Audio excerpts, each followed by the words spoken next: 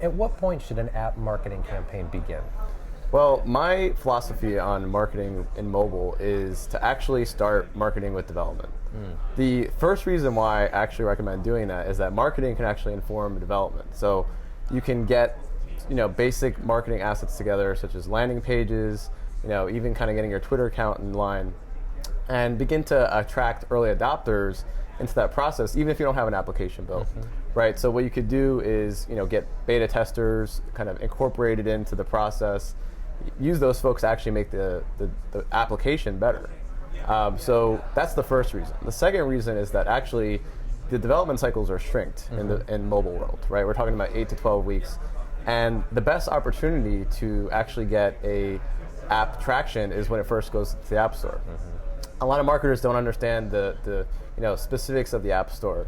And so if you don't sort of get that person ramped up and understanding that mobile ecosystem, you can miss out on one of the greatest opportunities to get that on the new release list. So you want to take advantage of the new release plus all those other channels to boost the app as high as possible. Okay. Now, does an app marketing campaign, and perhaps campaign is the wrong word, but does this process ever end? Right. I think you're right that the campaign and process are sort of two different ideas. I think there are individual campaigns that start and stop, but the process as a whole continues to repeat, especially because consumers have come to expect app updates to occur, once or twice a month. Right. So you sort of have maybe individual efforts or campaigns linked directly to a new feature or a new version coming out.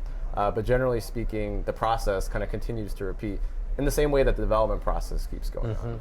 So do you think it should be tied together, that if you've got the development process going, make sure that your marketing is going along with it? So the same thing again. So as we're kind of learning from our customers, what features do you want to have come into the application?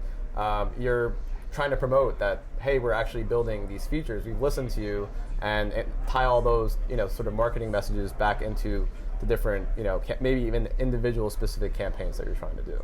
This is kind of a weird question, but it's something I've wondered about quite a bit. How do you decide between just making an incremental update to a pre-existing app or creating an entirely new app? Right.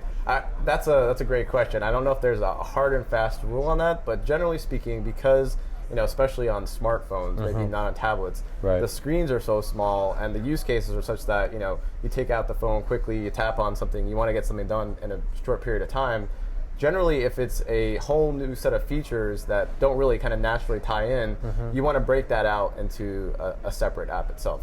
There may be individual examples where someone says, no, I'm going to reinvent this application, but you should only really do that if you're hearing that this app is no good and that, that people are like, you know what, I don't understand this app, and maybe you have to sort of re-architect the whole thing. But generally speaking, if there's a whole new set of features that are so different, we want to probably put this into a separate application. And that's sort of the general guidance I'd give on that. Okay. So last question I have for you, and since we are at a publishing conference, sure. One of the things that inevitably comes up at TOC is, should a publisher create an ebook that's available through something like the iBook store, or should they create an app? Right. It's definitely a question I've heard, as I've talked with folks here, and I think it sort of depends a little bit on who the audience is and what the goal is. But generally speaking, if we're thinking about, if we have the resources, let's try to hit all channels, right? If we have the internal resources to actually build an app and try to get into the App Store, it's going to give us more presence and visibility, and also it's sort of a fun factor, right? People are excited about applications, probably a little bit more than they would as, let's say, something on the iBook store. Sure.